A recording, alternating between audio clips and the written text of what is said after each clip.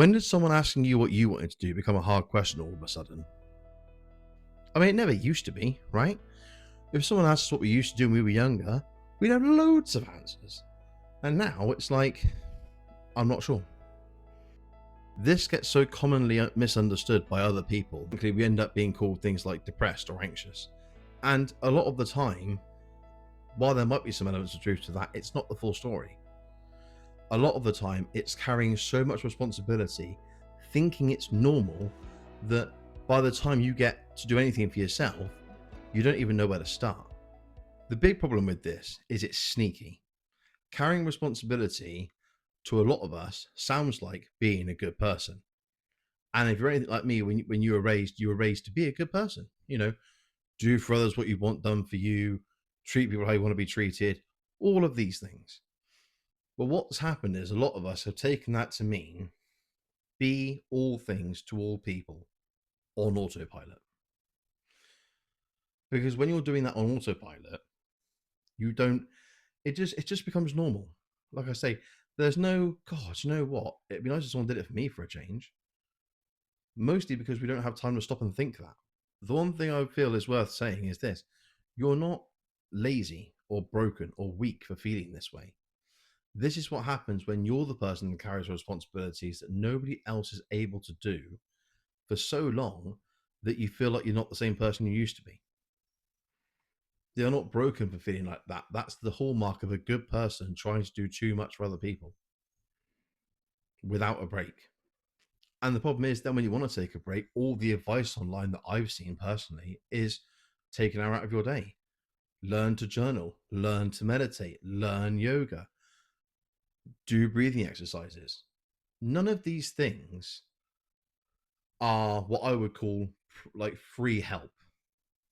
Nearly all of these things are what I would call a task or a responsibility or pressure that we don't have the capacity for.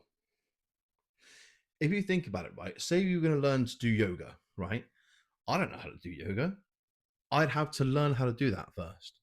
So before I can access the rest and the mental reset that comes from doing yoga, I've got to learn how to do yoga first. Like learn all the different positions, learn all the stuff for that.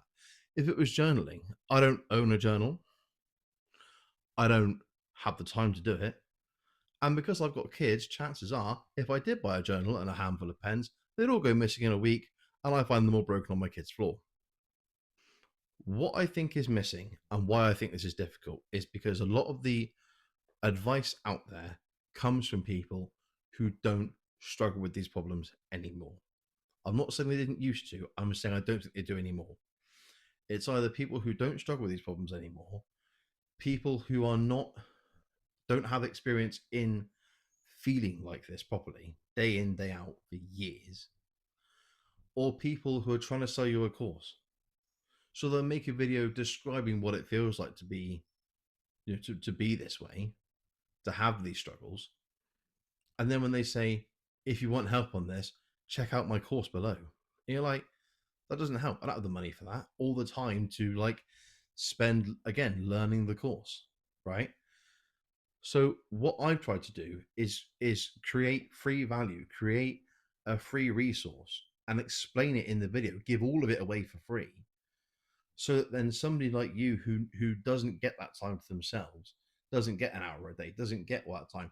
Largely your time is most likely, very like me, your time is in the evening once the kids and everybody else has gone to bed, and all you feel like doing is going to sleep on the sofa. The free resource I'm talking about is something I call the 1% reset. And it works for me, and it's worked for other people I've helped to do this with, because it fits into the day you already have. You don't need to add or take anything away, learn any new skills, or be a different person. It fits in the time that's between tasks, and actually it fits into a lot of the responsibilities we already carry anyway. Let me give you a couple of examples. So if you were at home and doing the dishes, a 1% reset can simply be something like putting on some music while you're doing the dishes and singing into the tap like it's the microphone at Wembley, or listening to a true crime podcast and feeling the Sherlock Holmes hat literally landing on your head while you're halfway through washing up the cups. You don't have to do anything differently. You don't have to be a different person. We all like music. We all like some of the different audiobooks out there. And if you've got something like Spotify or Apple Music or Audible, these things are there anyway at the click of a button now. If you've got, say, for instance, like a draining board and a windowsill behind that, or something like this, where you can put your phone and you can see it from where it is, you can even put like a YouTube video on or an episode of something on BBC iPlayer or something like that. All you're doing is taking something into that room with you to give you something to focus on that's not the constant pressure going on in your head of what's the next task, what's the next thing, what have I still got to do, why am I running on empty all the time. It just takes that pressure and puts it to one side long enough for you to breathe without the weight of everything you're carrying pressing down on you like it's trying to break you back.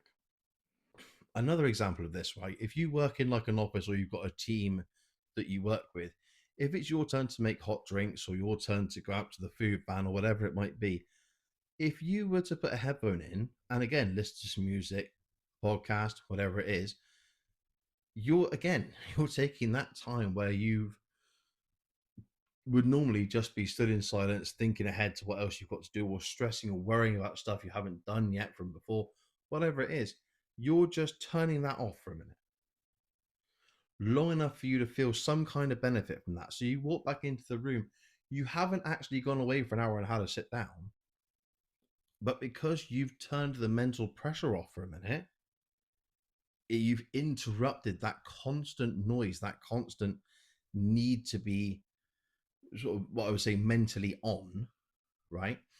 Your brain is already feeling the benefit of that. One of the real benefits of that, if it's something you try and it's something you genuinely feel helps you, your brain won't just go, I don't want to do that.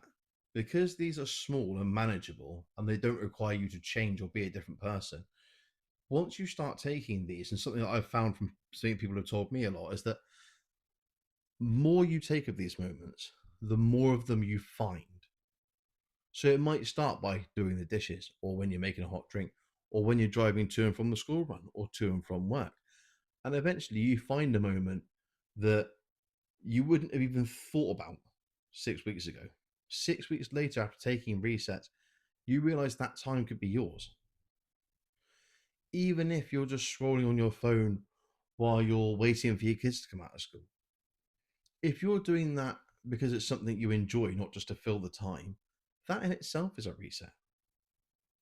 You don't have to change or be a different person to do these things. And I don't expect anybody to feel pressured into doing it. The reason that I give this away for free and give the resource that's linked in the description away for free is because I want people to have something that's manageable, that can work if you give it the time. You won't feel like changed overnight. But to be fair, if you did journaling or yoga or meditation, you won't feel changed overnight. There's nothing out there that changes you overnight. This doesn't either. But what this does is gives you a manageable path back to yourself without adding more pressure to you or without making you choose between you and the responsibilities. You can still choose both doing it this way. And that's one of the reasons the mental load, one of the reasons the exhaustion is so strong, one of the reasons you don't feel like yourself anymore is because all the responsibilities you've done is one of the big reasons you don't feel like yourself anymore is because the responsibilities have sucked all the things that are for you out of the room. What we're doing with the resets is introducing them back in where they're allowed inside of the day, where they can coexist in the day without costing you anymore. Like, if you spend 5 minutes singing songs while you're doing dishes or in the car on the way to pick the kids up or driving home from work or whatever it is, that's a mental release. It doesn't have to be half an hour lying down on the sofa. The mental release is what helps. And it's a mental release by doing something you already enjoy. If you want any more info or help with this, when you download the PDF, there's an email sign up sheet. Simply put, you fill the sheet out, I send you the form. The beauty of that is then you have my direct contact email. So you can get in touch with me directly and say, I had a question about the video or a question about the resets, or actually some of these work for me, but I don't know where to start. Reach out. My time right now costs you nothing. Those back and forth correspondence, those emails, don't cost you anything. So take advantage of it if you want to. There's no pressure. I'm not trying to sell you anything. All I'm trying to do is give you a way out of this without feeling like it's costing you or that you owe anybody else anything for just trying to take time for yourself. Whatever you go away thinking, I really hope this video has helped. And as long as it has done, this video has done its job. But for now, at least, until the next one, my name has been Daniel Watcham, and I can't wait to catch up with you in the next video.